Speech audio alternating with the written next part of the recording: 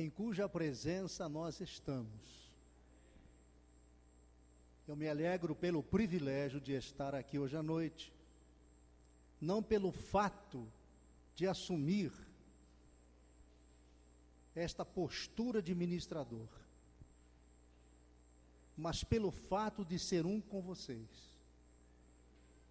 e de me alegrar no Senhor, sabendo que o Espírito Santo está se movendo de uma forma tremenda e sobrenatural nestes últimos dias na face da terra, restaurando a sua igreja e levantando o seu povo sobre a égide do seu Espírito, para que o povo de Deus, corpo de Cristo, possa manifestar na sua simplicidade a grandeza do Evangelho do Reino de Deus. Eu estava vendo este folder, meus irmãos, achei lindo. Parabéns aos idealizadores, aos executores.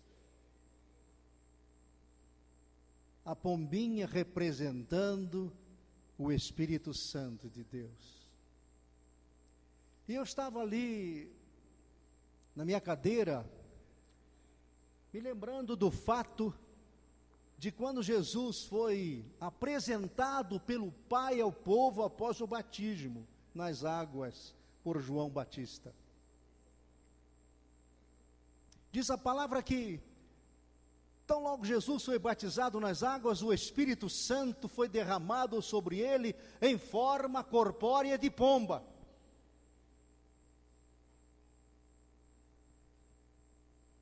E eu estava meditando sobre esta fusão da pombinha com o cordeiro. Pombo é um animal, uma ave sensível. E o cordeiro é um animal manso.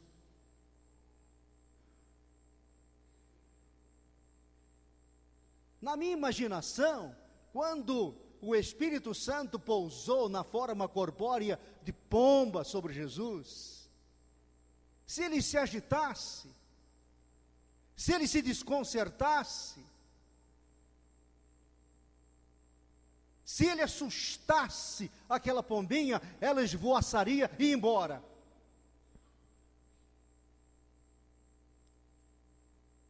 O pombinho, ave sensível, tem muita facilidade em pousar no dorso de um cordeiro, porque ele é manso. E é isto que o Senhor Jesus, nestes dias, está desafiando a cada um de nós, que sejamos na terra o corpo de Cristo, manso, humilde, singelo, mas agressivo no espírito, para que o Senhor possa operar e manifestar nele e através dele a glória de Deus. Aleluia. Uma outra coisa interessante no início desta palavra singela, vocês devem, por certo, já ter tomado conhecimento, apenas estou relembrando, que o pombinho é a única ave que não tem fel. Vocês sabiam disso, né? Pombinho é a única ave que não tem fel. Todas as outras aves têm fel, o pombinho não. Eu me lembro quando eu era criança, lá, há idos longínquos, quase que eu estou perdendo de vista.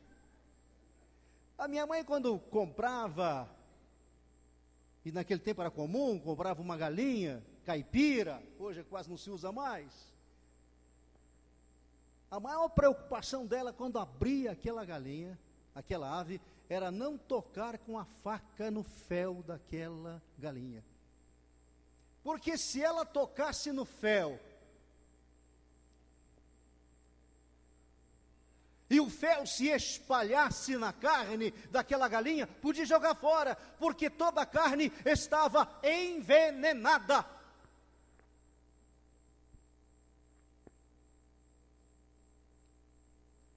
Queridos, eu me desafio a mim e a vocês, que nós sejamos, pelo Espírito Santo de Deus, homens e mulheres que não tenham fel. Amargura, veneno. Nós fomos salvos por Cristo Jesus na cruz. Fomos transformados pelo poder de Deus, através da graça do Senhor, para exalarmos não só o bom perfume de Cristo, mas acima de tudo, para sermos capazes de, na simplicidade do Espírito Santo, manifestarmos a grandeza daquele que habita e reina em nós e através de nós.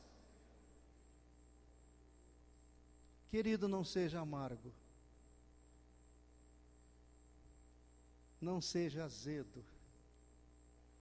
Elimine toda a possibilidade de ter fel nas entranhas do seu espírito. Amém? Amém. Bem, meu nome é Rui Carreteiro Santiago. Eu sou casado com uma linda mulher há 54 anos. Por que vocês assoviaram? Por quê? Eu não tenho o direito de ser casado há 54 anos em Cristo Jesus? Tem, e vocês também têm.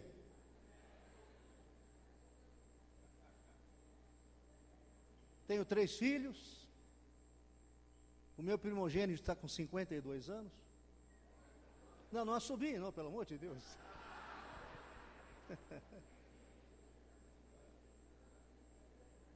O meu do meio está com 48 e o meu caçulo está com 42. Eu tenho 75 anos. Vou fazer 76 agora.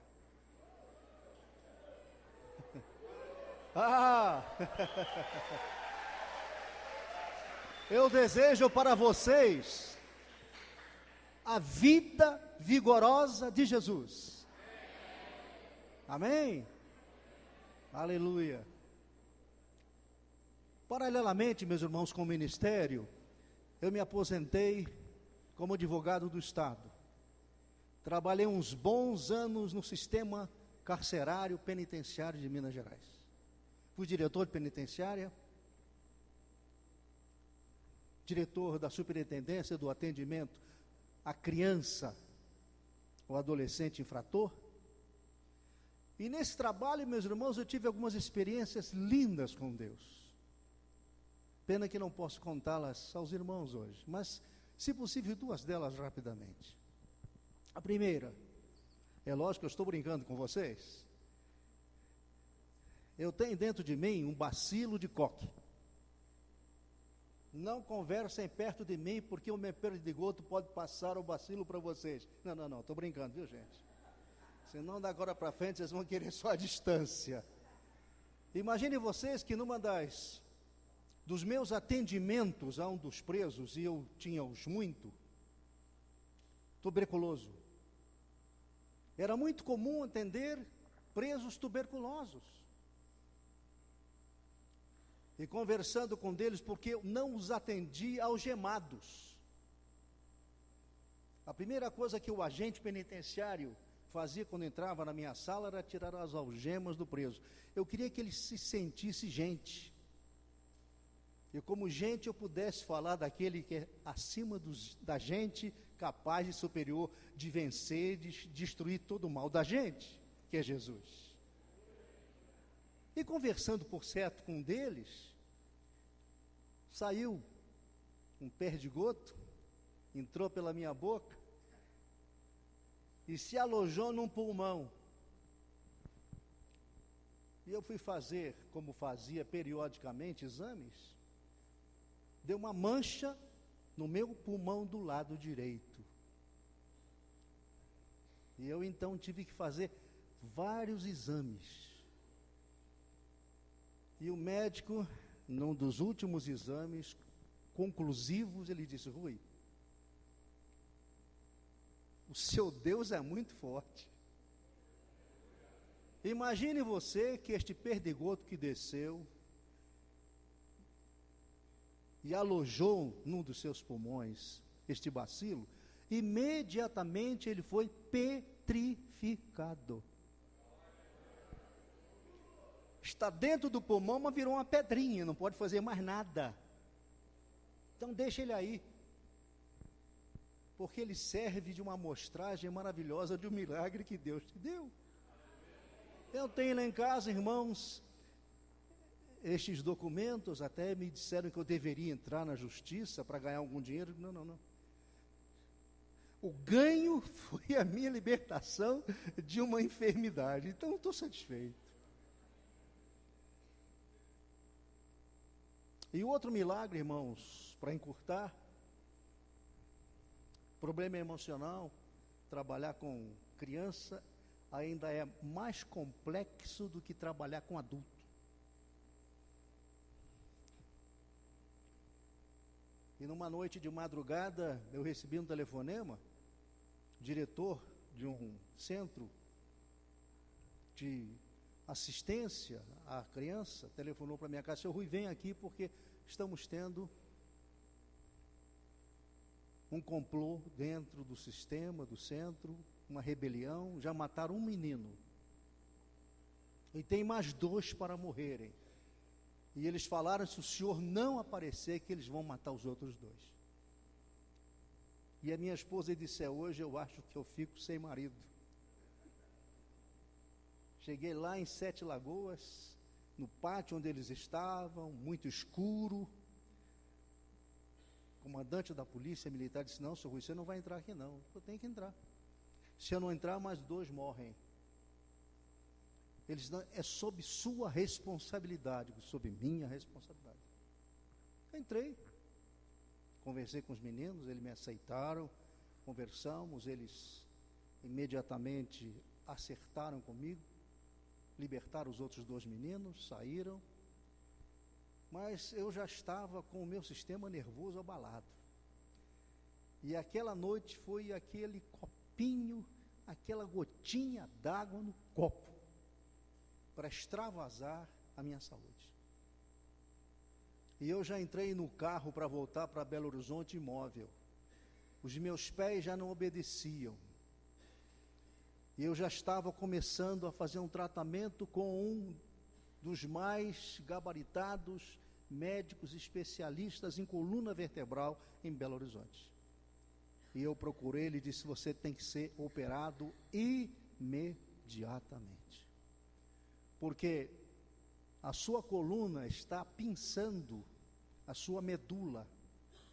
Se eu não te operar, a sua medula pode ser cortada, você morre ou fica paraplégico. Marcar a cirurgia.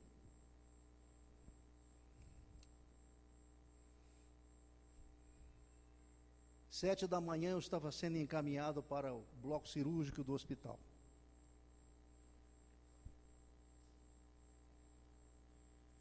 Quando eu cheguei no bloco, já estava a equipe médica me esperando, e eu disse: doutor, aguarda um pouquinho, porque tem um amigo inseparável que eu ainda não vi aqui no bloco cirúrgico.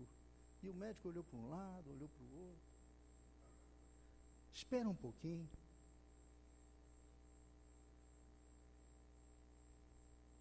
E de repente, um lado do bloco cirúrgico, uma parede branca, ela se abriu, como que um vitrô. Sabe aqueles blocos cirúrgicos? Cadê o doutor? Doutor, aqueles blocos cirúrgicos em que eles trazem sempre alguns médicos, estagiários, para verem, participarem de uma cirurgia mais delicada. Os bancos. E de repente eu comecei a ver, irmãos, diante de Deus, seres vestidos de branco, entrando e assentando naquela bancada. E de repente eu vi o Senhor Jesus tomar uma posição de vitória. E eu disse: doutor, agora você pode me operar, porque o meu amigo inseparável chegou aqui. Aleluia!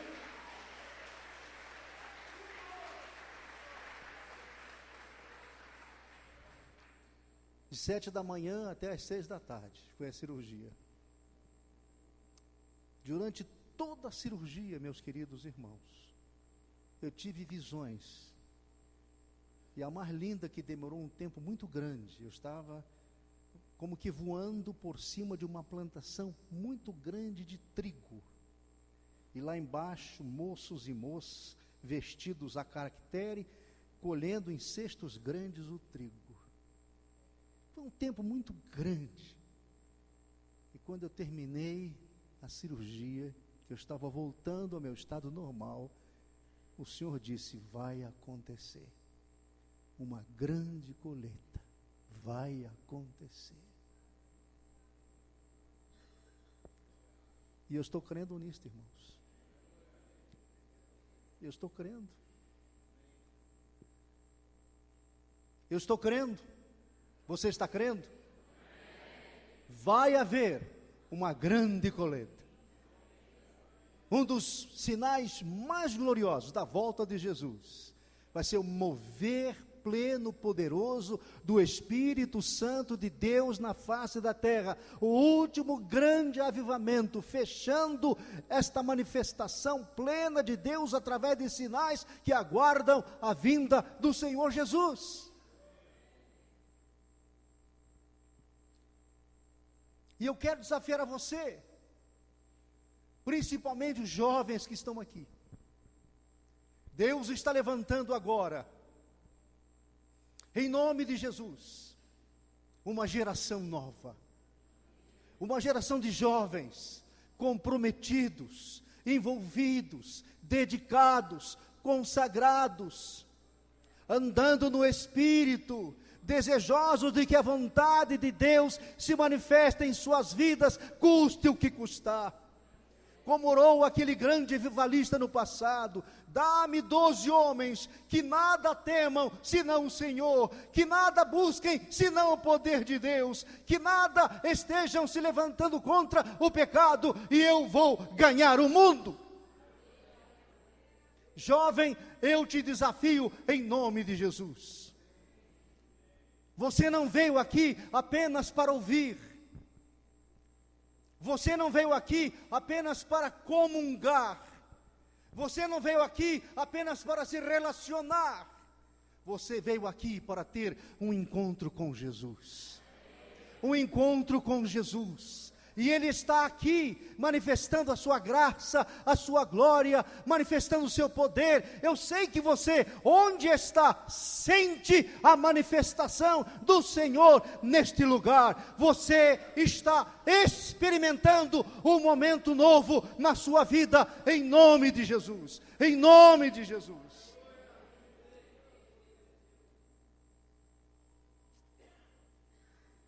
A palavra do Senhor em Ezequiel, capítulo 22, versículo 30, nos diz: Deus buscou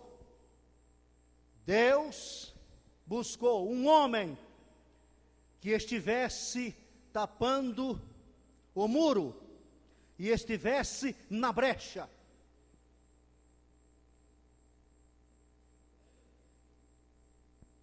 Deus busca homens. Os empreendimentos são abençoados porque existem homens cheios do Espírito Santo que estão executando a obra de Deus nestes empreendimentos. Deus usa homens. Agora escute, irmão. Escute, jovem. Deus tem a sua maneira peculiar, pessoal, individual de tratar, capacitar, qualificar e enviar os seus instrumentos para operarem na unção do seu Espírito, para a salvação de almas, transformação de vidas, para a glorificação do nome do Senhor. Deus tem a sua forma peculiar, individual, pessoal de tratar, de capacitar, de separar, de qualificar, de ungir. e de enviar. O mesmo Deus de Abraão, de Isaque e de Jacó é o Deus que está entre nós nesta noite. O perpassar de Deus entre cada um de nós é verdade, é real, é sensível, é tocável.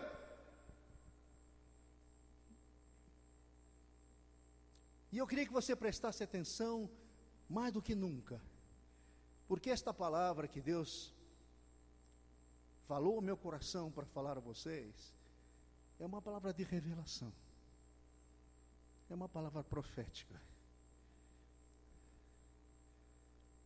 Ela é simples, mas ela vai nos mostrar alguns métodos que Deus tem para manifestar no meio do seu povo a sua palavra e a sua glória. Antes de tudo, eu queria que você prestasse atenção. Colossenses capítulo 3, versículo 10. Habite ricamente a palavra do Senhor em vossos corações. Habite ricamente a palavra do Senhor. Por favor, irmãos, vocês são bem inteligentes e homens espirituais. Que palavra é essa?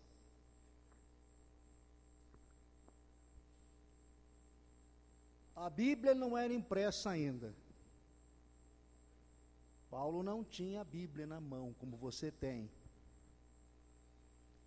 Os apóstolos não tinham uma palavra escrita como nós temos. E Paulo recomendou aos seus irmãos queridos: habite ricamente a palavra do Senhor em vossos corações. Que palavra é esta?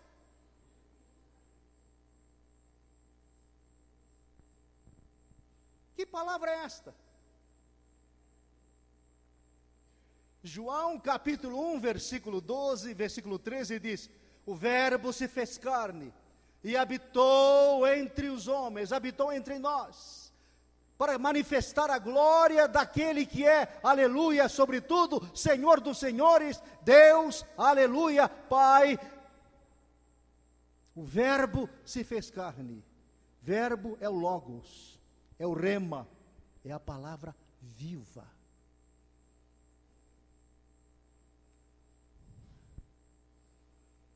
Paulo, recomendando em Efésios, diz: irmãos, vocês não devem se embriagar com vinho, onde há briga, onde há dissolução, mas vocês devem ser cheios do Espírito Santo.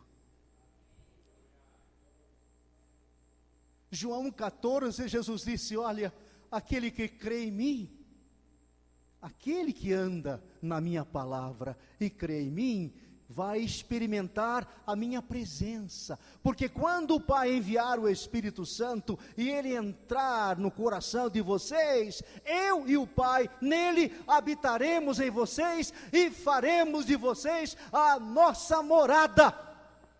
Diga para o irmão que está do seu lado: você é morada de Deus. Você é morada do Espírito Santo. Jesus mora em você. Jesus habita em você. E é este Jesus, é este Deus, é este Espírito Santo que é esta palavra revelada, que ainda não estava escrita, mas era viva no coração daqueles homens, porque eles andavam com a presença do Espírito Santo neles. Não se preocupem, disse Jesus, quando o Espírito estiver em vocês, Ele vai lhes ensinar todas estas coisas, Ele vai lhes ensinar todas estas coisas, Ele vai lhes conduzir pelos caminhos que eu tenho traçado para vocês. Não se preocupem, guardem esta palavra. Quando Jesus abençoou os seus apóstolos e os enviou, Ele disse: não se preocupem com aquilo que vocês vão falar, porque eu lhes darei toda a palavra necessária para que vocês ministrem na unção da minha presença. Meus irmãos, é bom decorar, é bom cantar, é bom declarar, mas acima de tudo, é bom viver.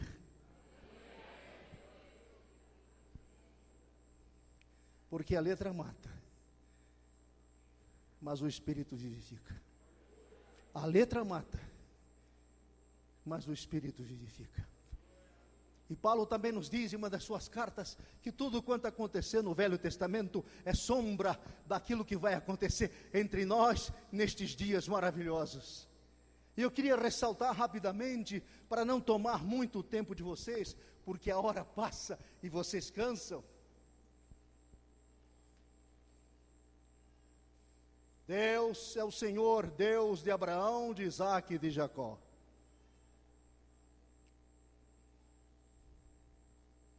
Jacó teve que deixar a sua terra, a sua parentela, porque ele cometeu um deslize contra o seu pai. Ele fugiu da presença do pai, fugiu da presença do irmão e foi para a terra, aconselhamento da sua mãe, para a terra dos seus parentes. E lá encontrou uma linda pastora chamada Raquel. Enamorou-se dela. Gente, escute uma coisa, jovem. Você que ainda não é casado, cuidado, para você no escuro, entrar na recâmara do seu coração e quando abrir a porta do seu espírito, encontrar Lia e não Raquel. Posso repetir? Jovem, você que ainda não casou, abra os seus olhos. Para que você não entre na recâmara do seu coração, à noite, no escuro, e quando abri-lo, encontre Lia e não Raquel.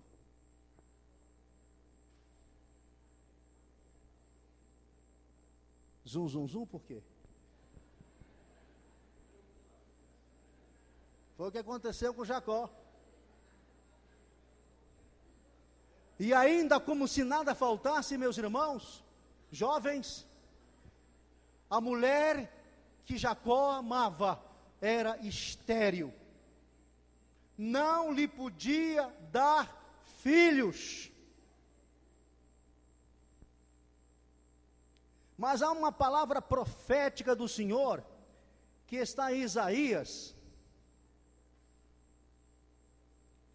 no capítulo 47, deixa eu ler rapidamente para vocês.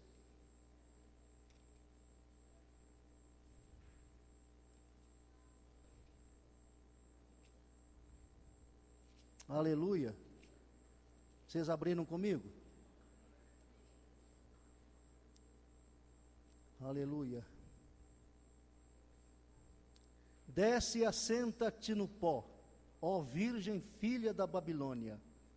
Assenta-te no chão, já não há trono, o filho dos caldeus, porque nunca mais serás chamada a tenra nem a delicada. Desce, assenta-te. Aleluia.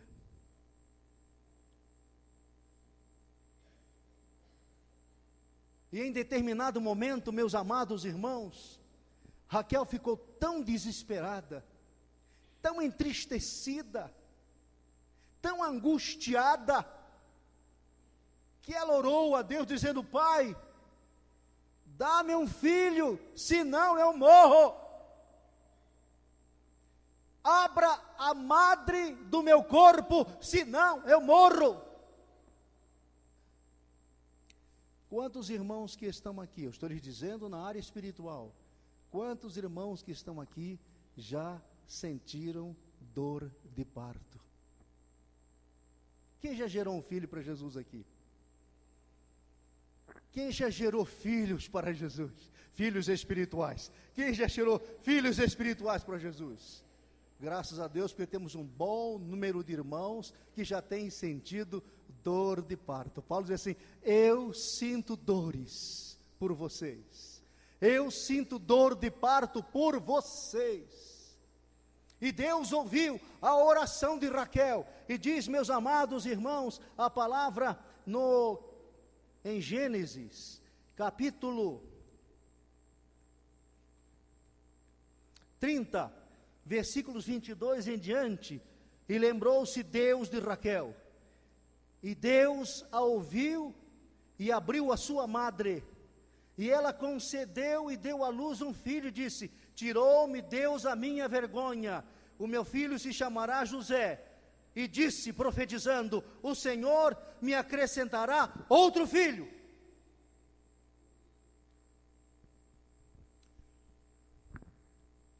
Eu estou lhes falando em espírito. José é um tipo de Jesus. José é um tipo de Jesus.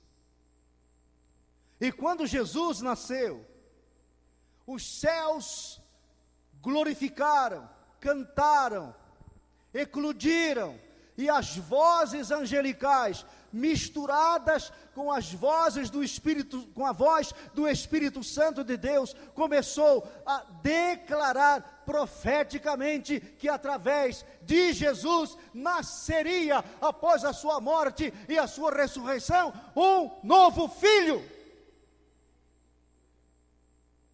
Está difícil de entender? Amém.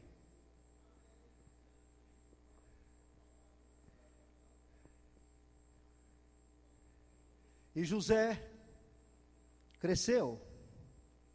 E você vai ver no livro de Gênesis, um pouquinho mais à frente, você vai ver o nascimento de Benjamim. Versículo 35.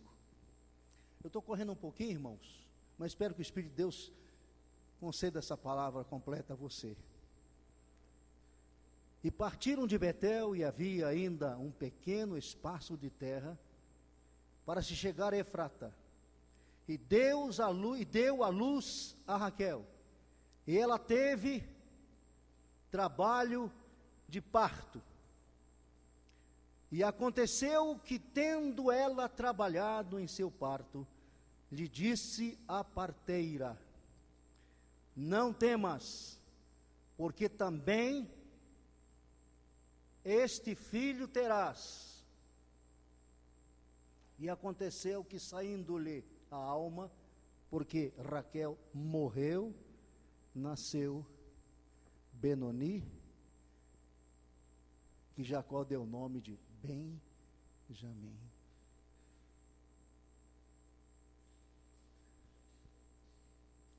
Raquel morreu para Benjamim nascer. O corpo de Cristo está sendo gerado através da graça de Jesus por meio de morte.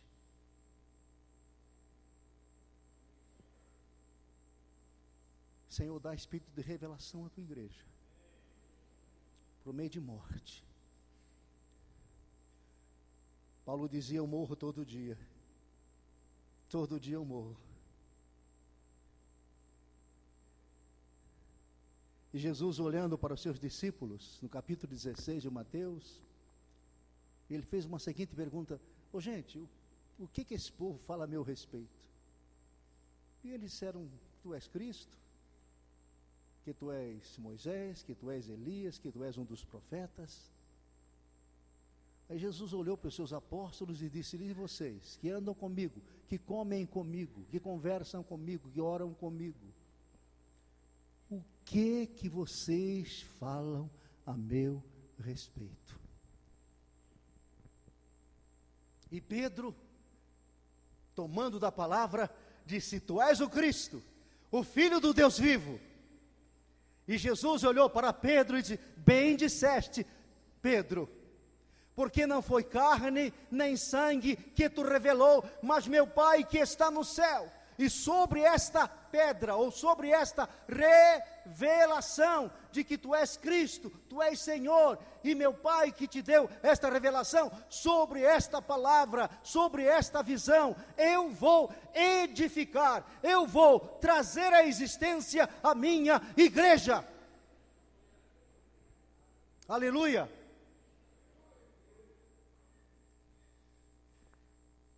E logo em seguida Jesus começou a falar da sua crucificação, começou a falar sobre a sua morte, porque a igreja não nasce se algo não morrer. Benjamim não nasce se Raquel não morrer. Ó Espírito Santo, abre o nosso entendimento espiritual. E Pedro disse: não, de hipótese alguma, Senhor. Nós não vamos deixar que você morra. Nós não vamos deixar que você suba a cruz. Nós não vamos deixar que você verta o seu sangue. Não, não, Jesus. E Jesus disse: Pedro, você não sabe de onde vem esse seu espírito. E eu te ordeno, sai de mim, Satanás. E olhando para os seus discípulos, disse-lhes: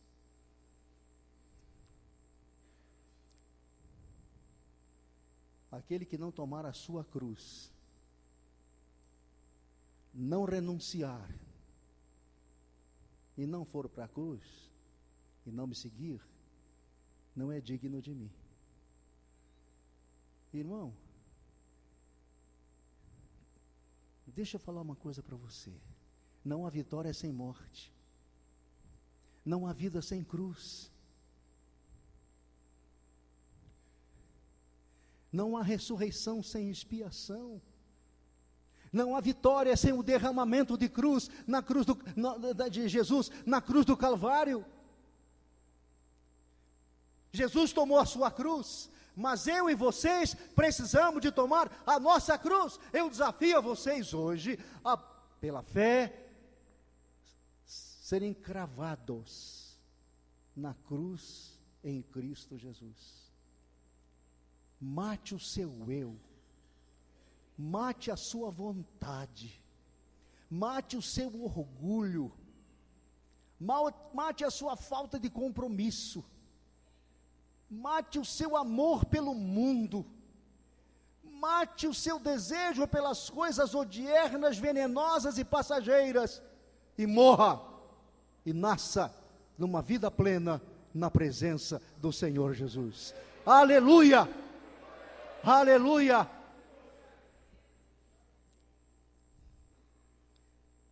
Raquel morreu, Benjamim nasceu, José e Benjamim. E José começou a ter uns sonhos mirabolantes.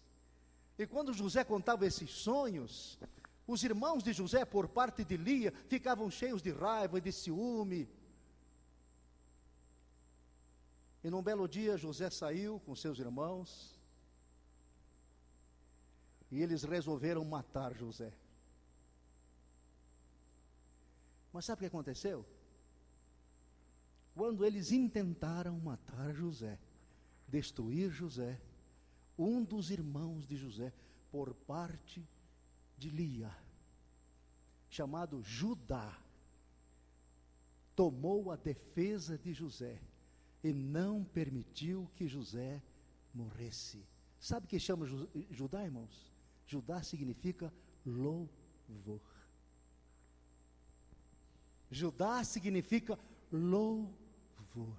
Toda obra de Deus, toda manifestação de nosso Senhor Jesus Cristo, tudo quanto o Senhor tem revelado aos seus filhos neste dia, a forma sobrenatural com que Ele tem se manifestado através dos seus santos profetas, tem sido trazido, tem sido manifesto através do espírito de louvor e de adoração.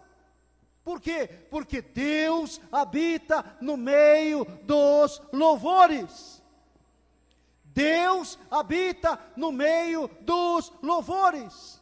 Eu creio que toda manifestação do reino de Deus que está sendo trazida à luz nestes dias, vem quando nós nos debruçamos perante o trono da presença do Senhor e o adoramos em espírito e em verdade. Eis que é chegada a hora que nem ali nem cá, mas os verdadeiros adoradores o adoram em espírito e em verdade, e são estes adoradores que meu Pai tem procurado na terra. Aleluia!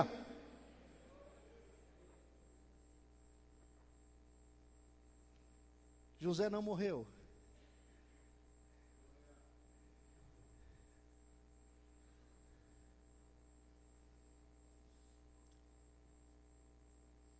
Mas foi vendido pelos mercadores para o Egito. Assim, mas tiraram uma coisa preciosa que José trazia. Tiraram a túnica de José. Tiraram a túnica de José. Irmão, túnica tipifica cobertura, unção, proteção, sustentação. Tanto que quando José chegou na casa de Potifar, a primeira coisa que ele fez foi mandar que uma costureira fizesse uma nova túnica para ele. Ele não podia andar sem cobertura. Ele não podia andar sem a manifestação plena da presença de Deus.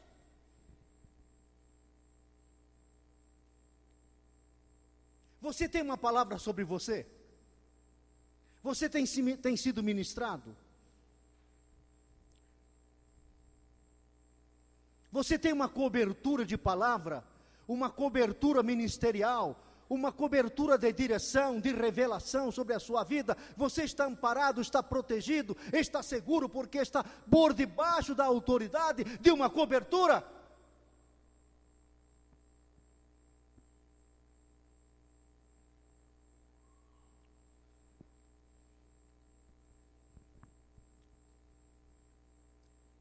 Quando José percebeu que a mulher de Potifar estava tramando um golpe contra ele, José deixou a cobertura na mão daquela mulher e foi embora. Irmãos, jovens, há muito espírito contrário à vontade de Deus, querendo tirar a cobertura que você tem, a direção que você tem, a unção que você tem. Há muito ladrão, sorrateiramente querendo roubar a palavra que Deus tem te dado, a palavra que tem sido ministrada ao seu coração. José foi preso. Aliás, a palavra do Senhor diz que não só José foi preso, mas antes de José ser preso, a palavra do Senhor nos diz através de Gênesis, você lê em casa depois, que eu não vou mais ter tempo para isso, que quando José chegou na casa de Potifar, tudo que ele fazia prosperava. Havia tanta confiabilidade em Potifar, na pessoa de José, que ele entregou a José todos os seus bens. Ele não se preocupou mais, porque José era um homem capaz de abençoar e prosperar a sua casa.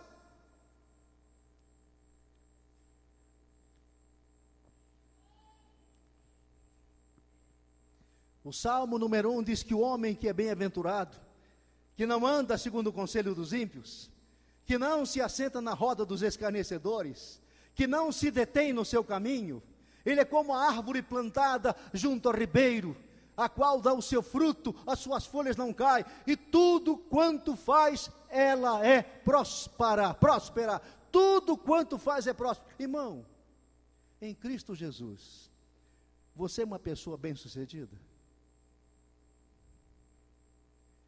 É uma promessa de Deus.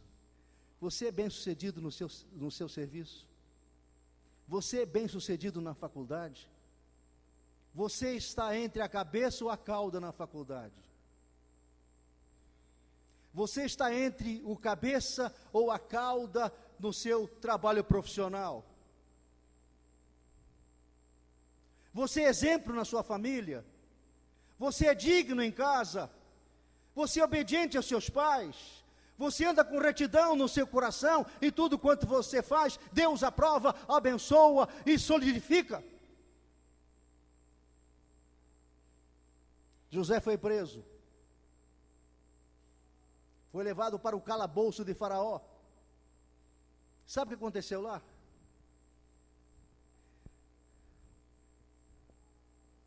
Aquele que comandava a prisão, o carcereiro, viu que José era um homem abençoado e deu a José a guarda da penitenciária. Estava sob a responsabilidade de José os presos.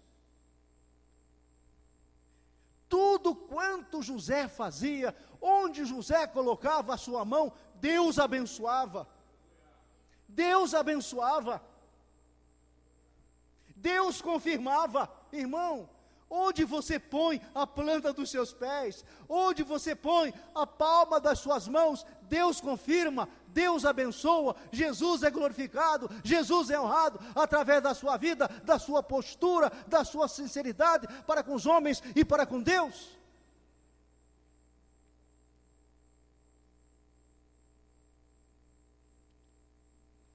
Foram presos copeiro e padeiro. Tiveram um sonho, José os interpretou. Os dois saíram, um para a morte e outro para a vida. Um voltou para a casa de Faraó, o outro foi entregue aos abutres. Faraó teve um sonho. Vocês conhecem. 7 espigas gordas, bonitas, e depois 7 espigas magras que destruíram as espigas frondosas. Vacas gordas e saudáveis, depois vacas magras que destruíram as vacas saudáveis. E Faraó não entendeu. As pessoas que estavam com o Faraó não conseguiram decifrar. O copeiro se lembrou, disse Faraó, lá no cárcere tem um homem que algum tempo atrás, 2 anos já haviam se passado, ele decifrou um sonho, eu estou aqui por causa deste sonho revelado. Trazem José. E José revela o sonho. 7 anos de fartura, 7 anos de fome. Vamos trabalhar para que nestes 7 anos de fartura possamos encher os nossos celeiros. Irmãos, eu vou dizer uma coisa a vocês. Nós ainda temos alguma liberdade aqui no Brasil para a nossa expressão de fé. Eu não sei até quando isto vai acontecer. Mas nós sabemos que nós teremos tempos de vacas magras.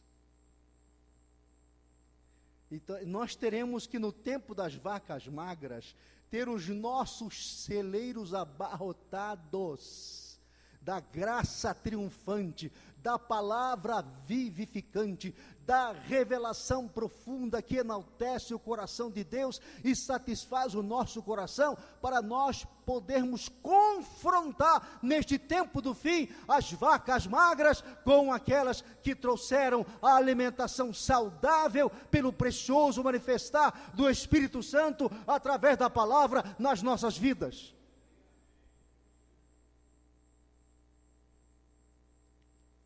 Mas escutem, estou terminando. Minha mulher disse que quando eu termino, ainda leva uns 30 minutos, mas eu vou terminar antes. Fiquem tranquilos.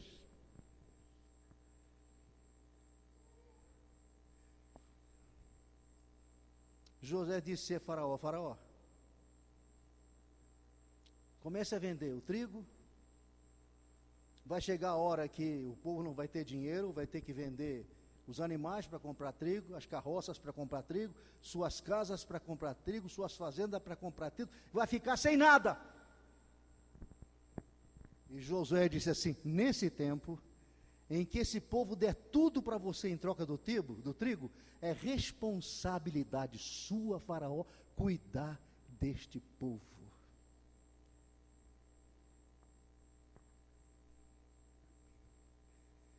Quando nós entregamos a nossa vida, quando a gente percebe que não tem nada, que tudo é do Senhor, eu não posso colocar o meu coração na casa, no carro, no patrimônio, no dinheiro, no bom salário, nos bons amigos, eu não posso colocar o meu coração nestas coisas, porque isso tudo é perecível. O meu coração tem que ser entregue a Jesus, eu tenho que transportar para Jesus a capacidade de dominar tudo aquilo que antigamente pertencia a mim.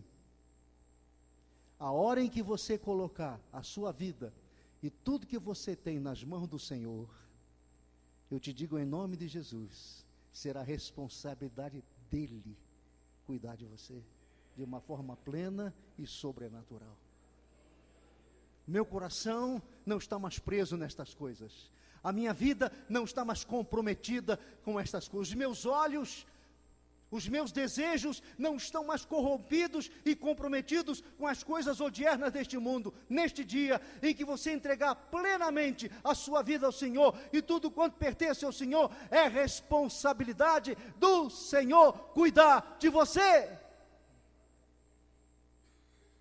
Aliás, há duas coisas interessantes. A primeira, quando Deus fez todas as coisas e no sexto dia fez o homem, diz a palavra que depois que Deus fez o homem, ele fez o que no sétimo dia? Descansou. O homem nasceu no descanso.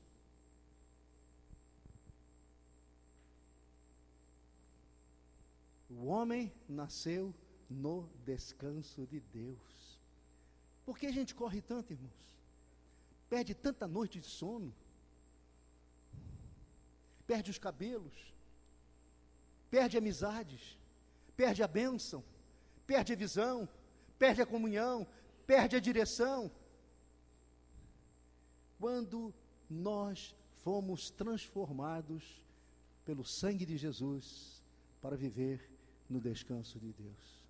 E isto se cumpre quando Jesus na cruz disse: Pai, entrego o meu espírito ao Senhor e digo, tudo está consumado. Diga comigo, tudo está consumado. Deus na cruz, Ele pagou o preço para termos nele e dele tudo quanto nós precisamos, porque o nosso Deus, segundo a graça de Jesus, Ele vai suprir, diz Paulo aos Filipenses, Ele vai suprir todas as nossas necessidades. E, irmãos, ausência de necessidade não é dinheiro no bolso.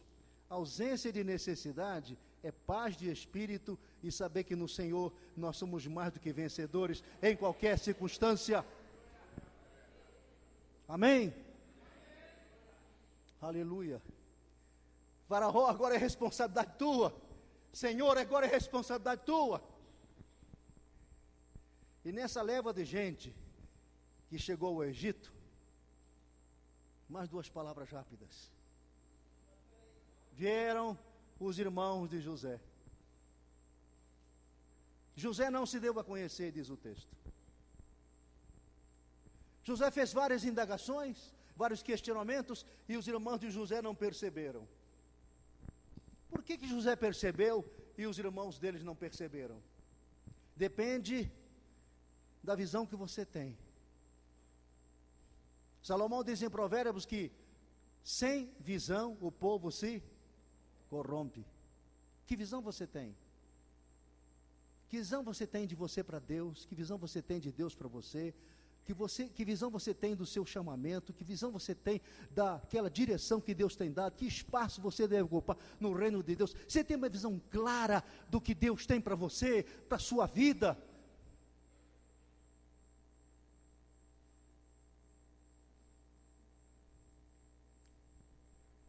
José disse: só estes irmãos? Não, tem um caçula chamado Benjamim, que ficou com o nosso pai. E por que não trouxeram?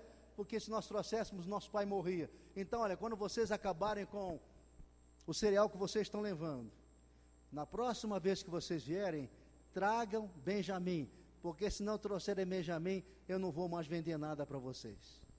E sabe o que José fez? José pegou todo o dinheiro que os seus irmãos haviam dado para ele na compra do cereal e colocou dentro daqueles sacos de volta, porque minha é a prata e meu é o Senhor dos exércitos que tem todas as coisas. Nós sabemos que nele nós podemos ser vencedores, irmãos.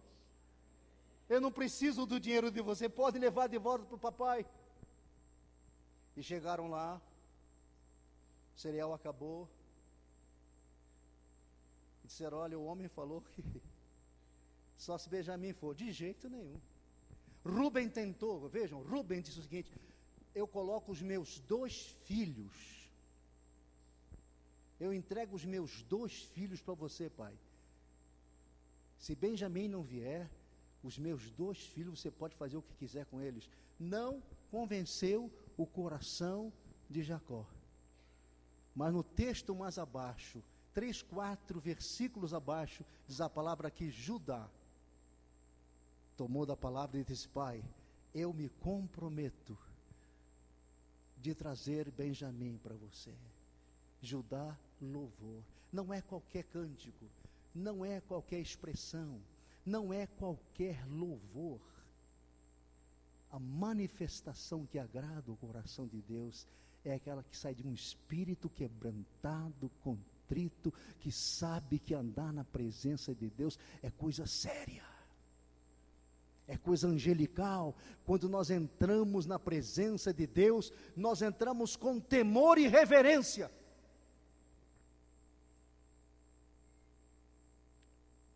Jacó accedeu à palavra de Judá. Voltaram até José. Diz a palavra que José, quando viu Benjamim, abraçou Benjamim e teve que sair correndo para um outro lugar do palácio onde ele estava para chorar. Encheu os sacos de cereal, despediu os seus irmãos e deu uma ordem para os seus empregados: coloquem no saco que transporta cereal de Benjamim, coloque esta taça de prata. Meus irmãos, queridos jovens, prata na Bíblia é redenção. Muitos textos que eu podia ler, mas a hora avançada não dá mais. Redenção. E eles voltaram. Passado algum tempo, José disse: agora voltem para os seus empregados, voltem e tragam-me a pessoa cujo saco de cereal contém uma taça de prata. Trouxeram Benjamim preso, e os irmãos chorando. Redenção perfeita, redimidos segundo a graça triunfante de Jesus. Cada dia redimidos, cada dia transformados, cada dia morrendo, cada dia ressuscitado, cada dia vivendo a vida plena do Senhor Jesus, pela misericórdia de Deus. Redenção, redenção. E quando trouxeram Benjamim com a taça de prata, José mandou que os seus subalternos saíssem, fechou a porta e se deu a revelar aos seus irmãos. A revelação de Deus, plena e gloriosa, neste tempo do fim, vai se dar à medida que nós estamos sendo transformados e redimidos pelo poder do sangue de Jesus. Muito bem.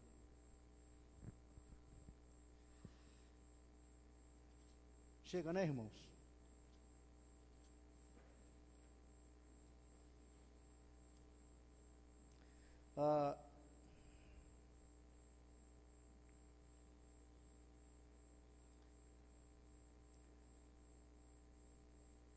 José teve 2 filhos.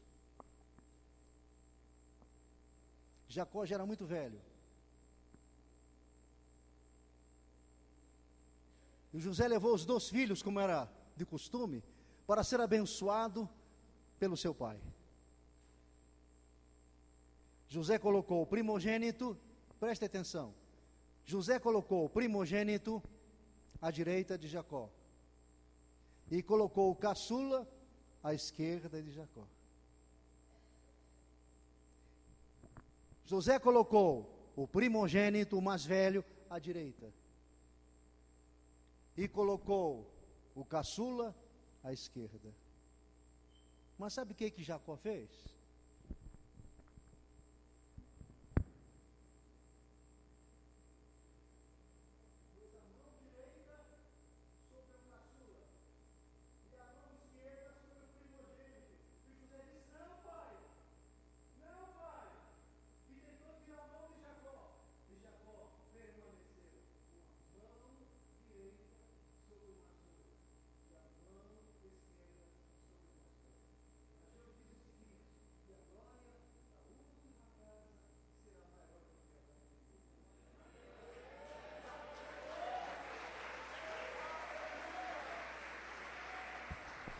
Aleluia!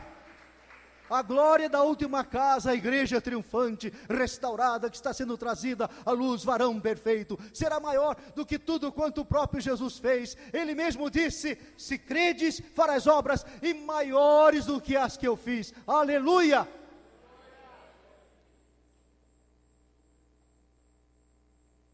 Você se lembra de uma coisa interessante que aconteceu com Elias e com Eliseu? Elias foi à casa de Eliseu e jogou o manto sobre ele.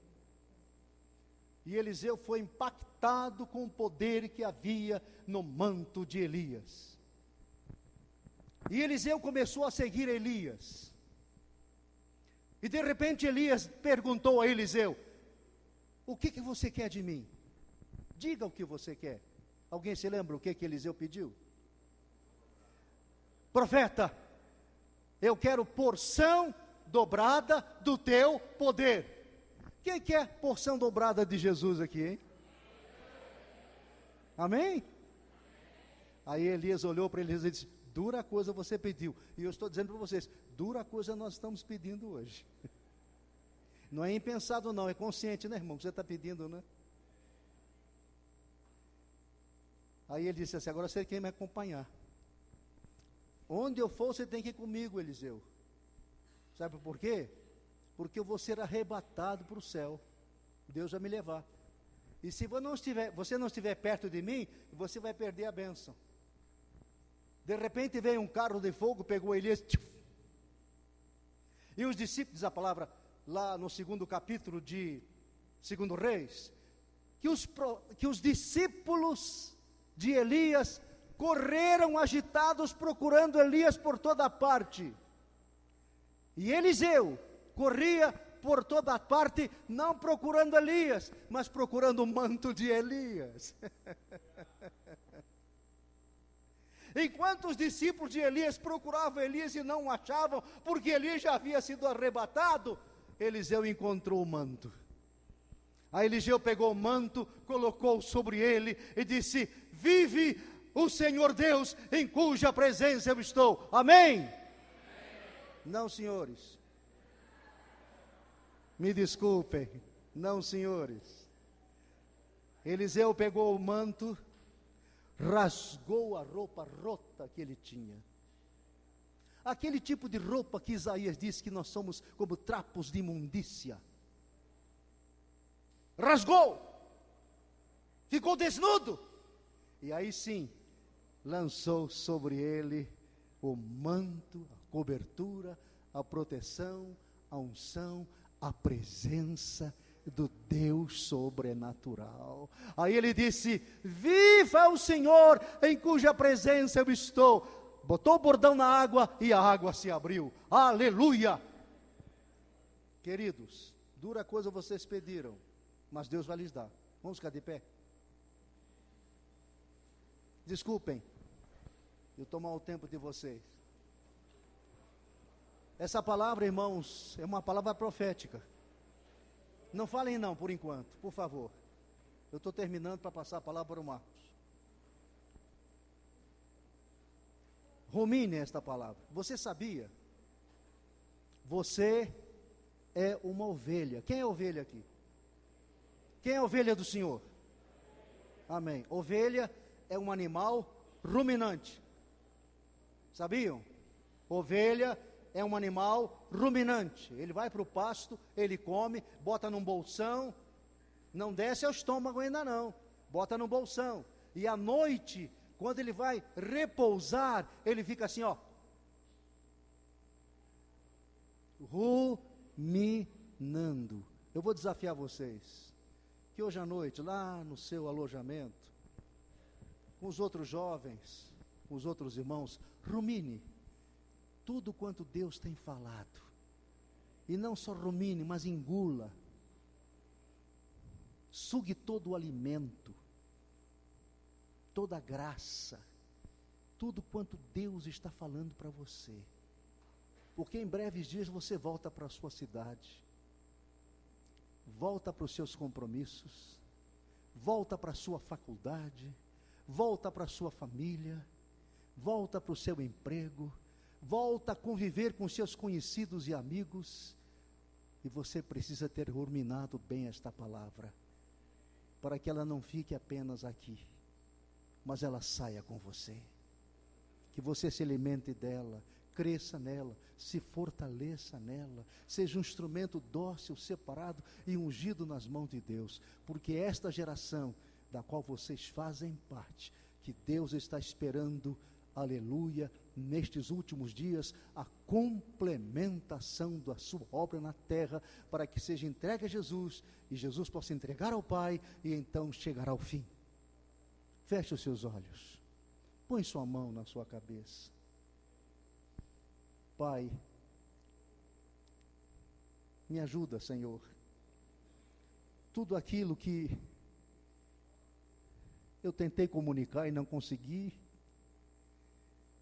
tudo aquilo que o Senhor queria que eu falasse, eu não falei, mas o Teu Espírito pode completar, abençoar, ungir, selar, manifestar na vida de cada irmão, de cada irmã, o Teu querer e o Teu efetuar.